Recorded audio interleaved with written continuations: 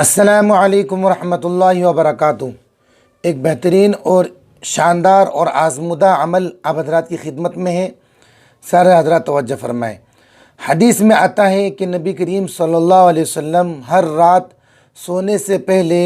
یہ دو صورتیں پڑھتے تھے، قل اعوذ برب الفلق اور قل اعوذ برب الناس، پڑھ کر اپنے ہاتھوں پر دم کرتے اور ان ہاتھوں کو پورے جسم پر پھیر لیتے، 3 مرتبہ ایسا کرتے تھے۔ یہ حفاظت کے لیے ہے شیطان سے اور نقصان پہنچانے والی تمام مخلوقات سے، جادو سے، سحر سے، شیطانوں کے تصرفات سے،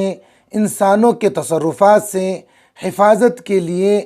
سرور دو عالم صلی اللہ علیہ وسلم کا یہ معمول تھا کہ سونے سے پہلے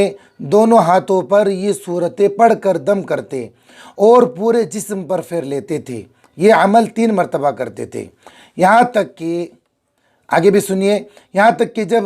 مرض الوفات ہوا، یعنی آخری وقت ہوا، جس مرض میں وفات ہوئی نبی کریم صلی اللہ علیہ وسلم کی، تو اس وقت آپ اتنے کمزور ہو گئے تھے کہ بیماری کی وجہ سے خود یہ عمل کرنے کی طاقت نہیں تھی۔ تو حضرت عائشہ صدیقہ رضی اللہ تعالیٰ عنہ فرماتی ہیں کہ چونکہ میں نے ساری زندگی آپ کو یہ عمل کرتے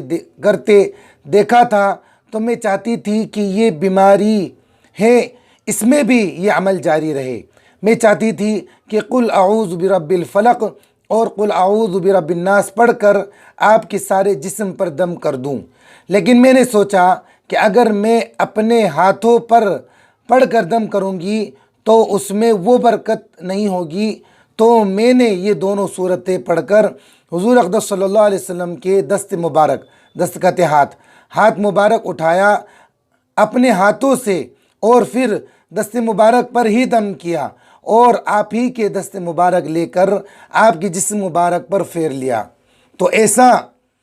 عمل ہے، تو یہ ایسا عمل ہے جو انسان کو اللہ تعالیٰ کے حکم سے محفوظ رکھتا ہے۔ لوگ آج کل بڑے بڑے جادو ٹونے کے چکر میں پڑے رہتے ہیں اور عملیات، تعویذ، گنڈے اور نہ جانے کیا کچھ کرتے ہیں، لیکن جو عمل حضور اقدس صلی اللہ علیہ وسلم سے ثابت ہے وہ یہ ہے،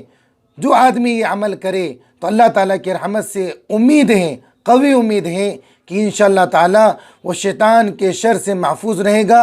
اور جادوگروں کے شر سے بھی محفوظ رہے گا۔ اللہ تبارک تعالیٰ اپنے فضل و کرم سے ہم سب کو اس پر عمل کرنے کی توفیق عطا فرمائے، آمین۔ السلام علیکم ورحمۃ اللہ۔